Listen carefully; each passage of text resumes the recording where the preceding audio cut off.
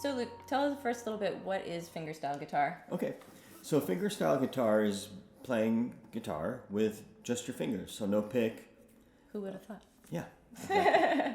So could you sort of break down the fundamentals of fingerstyle? Yeah, sure. So generally, for the style that we'll be talking about, the thumb plays the lower three strings, the 6th, 5th, and 4th, and then the 1st, 2nd, and 3rd fingers get the other strings. The other strings. Yes. Do you have to have your fingernails in the right hand so long to play it? No, you definitely don't have to, and it looks kind of weird. No, but, that's cool. Okay. But many people do, just because you can get like a real strong tone and a clear tone by growing your nails long and maybe reinforcing them with gel or something. Some people use finger picks, which are like plastic or metal things that you put on. Some people don't use anything at all, and you get just a little softer tone, yeah. Yeah, softer, mellower tone. Cool. So if somebody wanted to learn how to play fingerstyle guitar, what would be the first sort of exercise they might try? Right.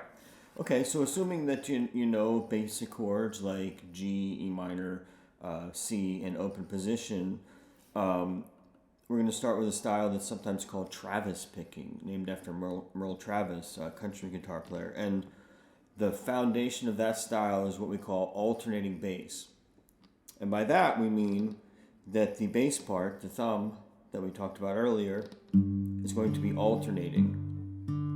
And generally it's going to be between the root and the 5th of the chord, or the root and the octave, sometimes the root and the 3rd, or it could be anything, but generally it's going to be one of those three. So right now I'm making a G with my left hand. Then with my right hand, I'm just alternating quarter notes on the 6th string and the 4th string. Do you ever alternate between the 6th and 5th string? Oh yeah. Yeah. Just anything is possible. Goes. Anything can happen. But we're going to start off with that, and you can just count it very simply, like 1, 2, 3, 4 quarter notes, right? And you kind of want to get that on autopilot. You want your thumb to just be on autopilot doing that alternating bass.